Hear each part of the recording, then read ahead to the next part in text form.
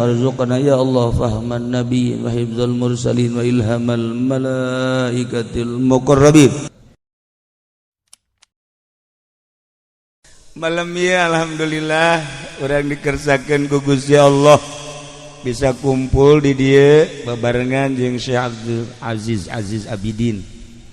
Nu malam ieu urang kumpul diundang ku Haji Agus Salim, khususna pisan ku Muhammad Haji Rusli.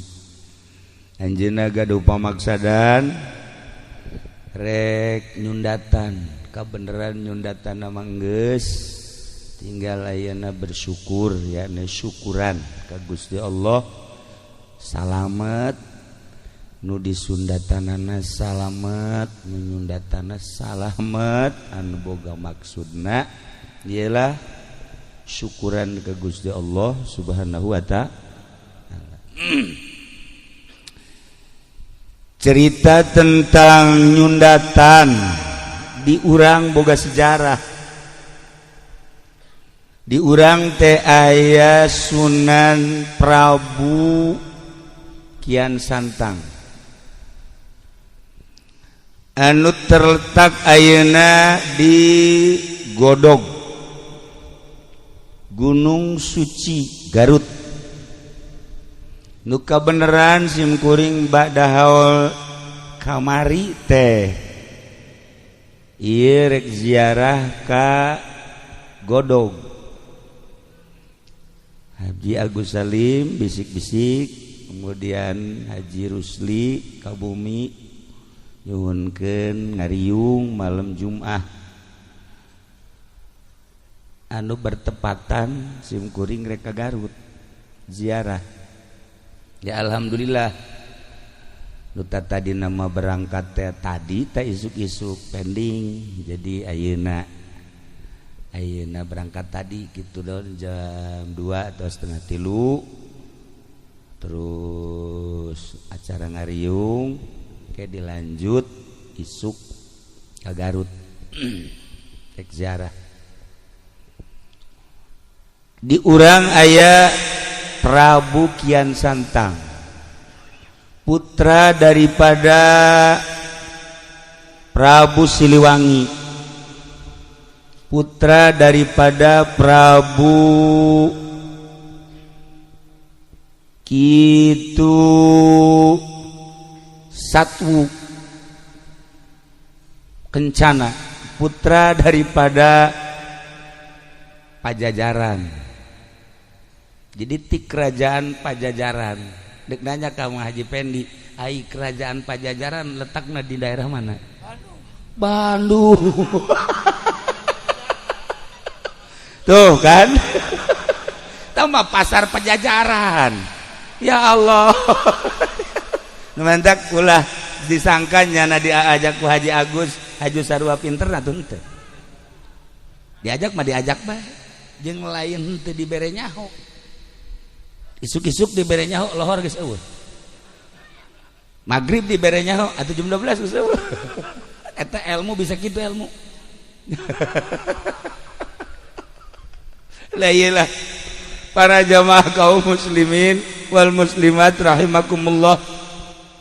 Singkatna bae ya mah tahun 1315 Masehi diangkat Prabu Kian Santang jadi panglima perang.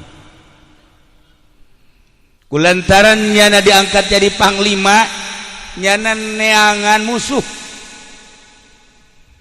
Di Bogor sahanu jago, di Jawa Barat sahanu jago, di luar Jawa Barat sahanu jago. Bebejalah kabapana Prabu Siliwangi, abah kula diangkat jadi jelema sebagai panglima perang, asana datang ka saat ieu can nyaho ka getih kula. Hayang nyaho ka getih kula tunjukkeun bejakeun sahanu panggagahna khususnya di Jawa Barat, umum nama di Indonesia atau di dunia. Eta bapana teu bisa ngajawab,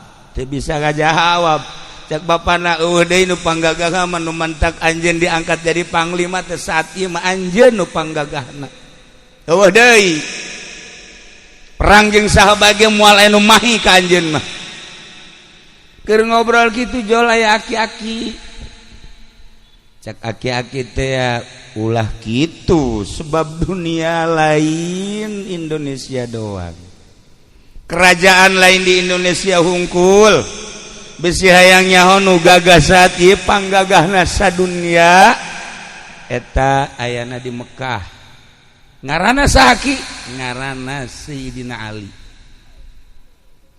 barang geus gabejaan kitu les eueuh aki-aki nyana terus bae neangan jalan ke Mekah yang gapanggih jeung Sayyidina Ali padahal Sayyidina Ali teh kapan geus maot jauh. Iyalah kehebatan Sayyidina Ali karramallahu wajhah di alam barzah nyana mah bisa muncul nyana neangan jalan kumaha carana hayang ka Mekah dipapatkeun ilmuna eta mah sarua ilmu eta mah sebab nyana can Islam jeung ilmu du dicekel ku Haji Pendi nah eta babacaan ge boro-boro urang jin ge teu ngartieun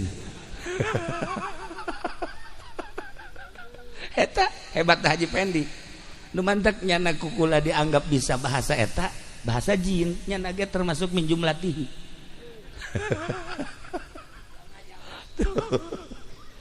akhirnya dibaca babacaan eta langsung sehiber datanglah ka Jidah. Begitu datang ke Jidah luak-liuk tanyaeun eueuh begitu tanyaeun eueuh ka saha ieu sinanya katinggali di kajauhan aya aki-aki diudag kunyana barang diudag beneran kapanggih jeung aki-aki eta ditanya mirip-mirip jeung anu harita aya di kerajaan aki-aki teh asa siga kieu lah lamun ku urang di deuleu meureun siga si eta bae aki-aki teh ngana itu mah gagah ieu mah wallahu alam tah barang nanya aki ari ieu nagara naon Jidah Jidah ke Mekah deket ke cak aki emang aya naon kulah yang kapanggih jeung ngaran Sayyidina Ali bejana pangjagona bener cek ada bisa mun hayang kapanggih lain bisa deui hayu dianter nah lamun aki daek dianter kula bunga luar biasa ya anter hayu dianter lempang sekitar 50 meter cek si aki aduh hampura jang tungked aki tadi tuh diurut ngobrol orang tinggalin coba pang mawahkeun ka dieu pang mawahkeun cepet lompat langsung aya tungkedna di dinya cabut dicabut teas sakali teas dua kali teas tilu kali teas keneh bae sia tungked aya bae ngahesekeun ka aing dipapatkeun ku nyana bahasa cuas-cuasna nu tadi teh begitu dipapatkeun diangkat Masya Allah lain kaluhur beki kahandap sakali deui angkat make papat anu luar biasa beki kahandap katilu kali dinyakeun kaluar getih sabulu-bulu didinya nyana ngahulang si aki datang deui jang aya tungkedna aya atuh lain diangkat beuki horeng ieu mah tungked meureun jadi ka jero teu bisa kaangkat ya baki teu bisa kaangkat coba ku aki bismillahirrahmanirrahim diangkat jababari Masya Allah cekian santang babacaanna kok aneh cek aki-aki ente boga kesulitan naon bae bacaan bismillahirrahmanirrahim lawang hese dibukana sok bacaan bismillahirrahmanirrahim mantap Haji Pendi pernah harita lawang na dikunci maca bismillah ngencengan horegan bismillah ge lain sa bismillah nah lamun bismillah make sungut doang mah atuh pamalingan ge bisaeun. Atuh pamalingan ge bisaeun, DPR ge bisaeun maca bismillah. Atuh pan wallahu alam ka ditu nama. Ya pemerintah ge aya dik ceramah maca bismillah heula, ngan nyaho ingetna ka Allah eta bismillah nyaho ingetna ka mana? Coba, pemerintah sih mah jahe. Dasar pikiran ka jahe mah. Waduh, dasar pemajikan keur maot geus maot. Inget tak kadinya bae nya. Berarti bener ya mah ya. Tadi di mobil ge cenah kira-kira di Cikarang aya tuh aya mah aya sanu daekeun. Ya Allah ya Rabb. Nah, bacaan bismillah. Akhirna nanyakeun manehna ki baca bismillah eta aya syarat henteu lamun hayang manjur. Aya syaratna kumaha? Syaratna kudu maca 2 kalimat syahadat. Nah, engke bae heula kita mah urusan maca 2 kalimat syahadat, penting kula kapanggih heula jeung Sidina Ali. Hayu, hayang kapanggih jeung Sidina Ali mah hayu. Diajak ku si Aki lempang di jalan aya nu nanya. Cek nu nanya teh, Tuan Ali punya di mana? Kagetnya na. Ti anu lempang deui. Kayak dia nu nanya, Sidina Ali di mana? Mun bahasa urang nya bahasa Arab. Ti anu beki pertanyaan bae dina hatena asala ieu Sidina Ali heuh. Asala ieu cek 3 kali jelema nya sasalaman nya nanya nya pelukan. Akhirna nya nanya ka ieu ye kanu katilu mun cek urang mah ari ieu emang saha masih ieu lah Sidina Ali. Masyaallah caknya atuh langsung ditangkep atuh lain bebe jati tadi ngisin-ngisin kula bae paingan eta tungked ku kula diangkat teu bisa aju ku anjeun mah bisa. Nah ku ari geus kajahoan bahwa kula Sidina Ali ente kan di Indonesia teh nek neangan jago nek hayang tarung henteu boro-boro tarung jeung jelema ngangkat tungked geus teu kuat. Tah jelema arif wali Allah kekasih Allah teh kudu gelut dek dakwah teh ngarupa bae henteu kudu wah saudara atuh ieu mah ieu jadi pendi mun dakwah lain ngalobaan Islam lain ngalobaan lain ngayak lain yakin ngalobaan lain bahkan anak nage arindit ayelah akibat lalagaan dakwah nu asli seperti tadi bil ahwal bil af'al karak bil aqwal. Masya Allah karim kos gitulah akhirnya dipeluk sangat jadi peluk kula menta jampe nu tadi cek Sayyidina Ali bisa dibikin jampe nu tadi asal maca 2 kalimat syahadat. Ayeuna kaula dek baca 2 kalimat syahadat sok dibaca asyhadu an la ilaha illallah wa asyhadu anna muhammadar rasulullah beres langsung berangkat ke Indonesia hibar teu bisa lantaran babacaan nu tadi makan babacaan Hindu kuari makan geus Islam kunyana dibaca babacaan nu tadi teu manjur. Akhirnya maca bismillahirrahmanirrahim rada hampang tapi can bisa hibar rada hampang. Coba Bang Haji bismillah coba kikituan coba baca sekali baca 2 kali 3 kali dibere cara ku Sidina Ali. Hei anjeun teh ayeuna geus Islam deuk hiber ka Indonesia moal bisa make bahasa jeung wirid anu sok dipake ku anjeun bacalah bismillah jeung bacalah ieu wali bejakeun anu ieu nama bismillah na baca 9 kali ulah napas tambahan baca ieu beureum sok berangkat baca sesuai jeung perintah Sidina Ali.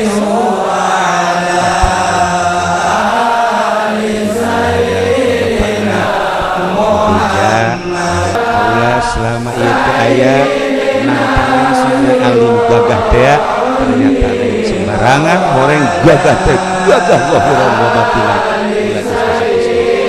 bendulah Prabu Siliwangi akhirna indit Prabu Siliwangi geus teh indit tetep bae anjeunna kan diangkat jadi panglima terus dakwahnya terus ngajakan Islam ngan harita aya jelema nu ngomong Prabu ari anu Islam mah biasana sok disundatan. Nah cek badan kula ge inget kula ge harita ku Sidina Ali disundatan cek yana. Maka wari ente nu paheula disundatan mangga disundatan ku nyana disundatan kabeh henteu disesakeun jang pamajikanana jeung tunggul-tunggulna beak kabeh didinya lah langsung ngagoler bae lah atuh kabeh beak. Maka pas di daerah anu disundatan paeh teh eta teh lemburna ngaranna Islam Salam Islam Salam nah atawa Islam Nunggal nu kabelah dieuna dibahasakeun ku urang Garut mas Salam Nunggal tadi nama Islam Nunggal kulantaran rada hese dilempengkeun Salam Nunggal. Tidinya Sidina Ali ke Mekah deui hayang kapagih jeung Sidina Ali lantaran nu disundatan paeh bebeja nyana Tuan Ali hampura kula di ditu nyundatan kok kula mah teu paeh ai itu mah paeh kumaha cara nyundatanna dibeakeun kabeh atuh deuleuh heula nu maneh beakeun teu atuh ulah kabeh maka dibere cara nyundatan ku Sidina Ali netalah seperti pengkong-pengkong nu bara heula akhirnya langsung berdaya ke Indonesia kujara di sundatan simpreng nah iyalah sejarah nyundatan di samping eta Prabu Siliwangi kaditu deui guguru nyundatan oge guguru keislaman untuk keyakinan supaya mantap deui nyana di ditu diganti ngaranna nu tatadina Prabu Kian Santang diganti ku Sidina Ali menjadi Sunan Rahmat baliklah ke Indonesia. Begitu balik ke Indonesia manehanana terus dakwah nyundatan terus manehanana bebeja ka bapana Prabu Siliwangi diajak Islam tetap tedaek sekali dua kali tilu kali ketika Sunan Rahmat keluar dakwah Prabu Siliwangi manehanana dengan bahasa manehanana meminta kakaruhuna supaya ieu kerajaan dirobah menjadi hutan. Maka seketika etalah ku embung-embungna asup Islam Raja Pajajaran dirubah sakicep menjadi hutan. Konon anu kuari terkenal hutan tersebut adalah nu aya di Bogor ngaranna naon kada Haji Pendi nu di Bogor teh nu sok kaditu kadar itu jelema leuweung teh leuweung naon lain yaya na tuh ceput naon wah ya nu di Bogor nu sok rame masyaallah teh si kanya jasanya naon aya jauh di bejaan etalah para jamaah kaum muslimin wal muslimat rahimakumullah. Akhirnya balik Sunan Rahmat ka kerajaan berubah menjadi hutan nyana mohon ka Gusti Allah supaya bapakna muncul barang muncul berubah menjadi maung. Nah iyalah nyana dumadeheus ka Gusti Allah ya Rabb ieu teh maung lain samaung-maung nah ieu teh abah kula coba supaya bisakeun ngomong ku Gusti Allah maung dibisakeun ngomong. Akhirna walaupun wujud maung diajakan ku Kian Santang nu geus berubah menjadi Sunan Rahmat supaya maca 2 kalimah syahadat. Tidinya nyana tetap godeg diudag ditepak ku Sunan Rahmat lompat begitu lompat terus diudag lompatlah ke Garut ka Guha Sancang. Maka cicinglah didinya lantaran aya alamat cek alamatna ulah diudagkeun antep anjeun bapak-bapak di mana-mana anjeun hayang kapanggih jeung bapak coba anjeun datang jeung keturunan anjeun datanglah ke Sancang. Maka kuari masih sangar keneh mun hayang kapanggih jeung mau datang ke Garut ka Guha Sancang atau leuweung Sancang. ngan ai hese-hese teuing mah atuh jasi eta ge rupana kadang maung ieu. Kadang-kadang maung nya ge sarua bae. Nah, ieu mah maung tutul beureun nya. Itulah para jamaah kaum muslimin wal muslimat rahimakumullah. Akhirna baliklah Sunan Rahmat ka Pajajaran nu geus berubah menjadi leuweung nyana nyokot taneuna. Sageusna nyokot taneuh dipuatkeun ke peti sekitar segede kieu petina ye dibawa ku nyana hasil istikharah manehanana ieu peti nu geus aya taneuhan bakal jadi ciri di mana peti ieu godeg peti ieu godeg teh oyag-oyagan robah berarti kula cicing di dinya tafakur sampai maot dibawalah ke Gunung Tasikmalaya ditenden di dinya selama 1 minggu terobah tegodeg dibawa deui ke Gunung Cirebon Gunung Cermai dibawa ditenden deui di hareup nyana bertafakur ka Gusti Allah saminggu cicing bae terobah tegodeg dibawalah ke Gunung Suci Garut ditenden ka karak sapeting doang ieu geus godeg. Nah berarti kaula kudu cicing di dieu dirobah godeg teh menjadi godog. Itulah para jamaah kaum muslimin wal muslimat rahimakumullah.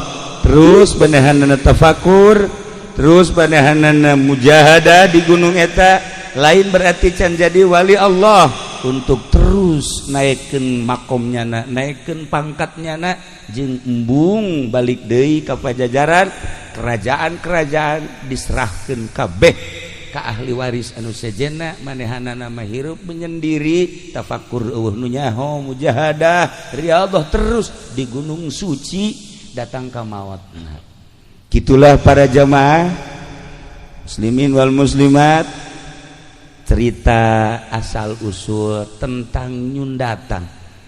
Berkeliaranlah akhirnya guru-guru anu bisa nyundatan asli dari Sunan Rahmat terus ke Karawang, terus ke Cikarang, terus ke Tangerang, terus ke Serang, terus ke mana-mana baheula mah di Sundatan sekaligus aya babacaan khusus di Sunan Rahmat ti dituna ti Sayyidina Ali karramallahu wajhah.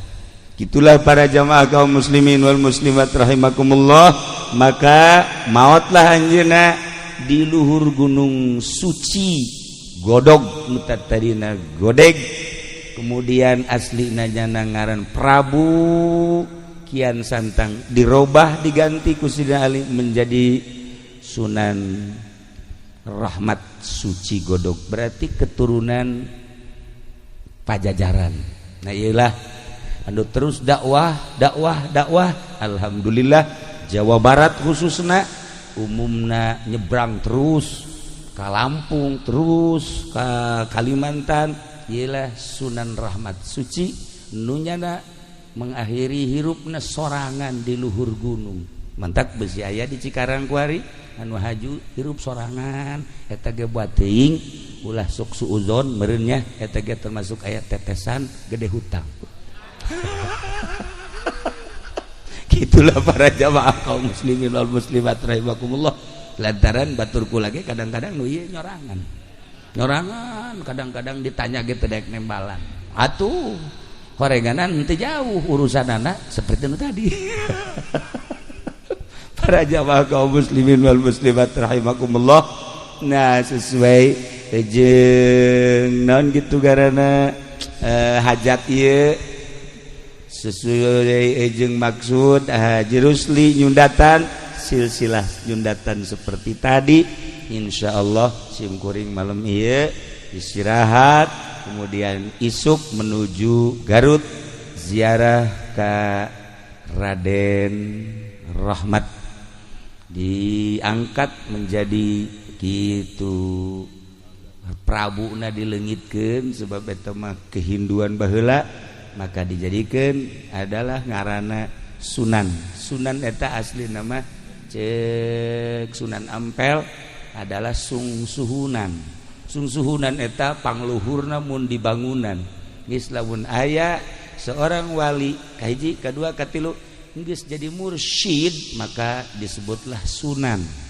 Kuari ge loba ye di Cikarang sunan loba alhamdulillah kula ge ngadenge Karawang Cikarang geus loba sunan ye masyaallah karim alhamdulillahirabbil alamin eta mah kudu hubunganana jeung nu gendut teh di dieu sakara sanen Sunan Sanen sebab nyana di ditu aya kali jodoh.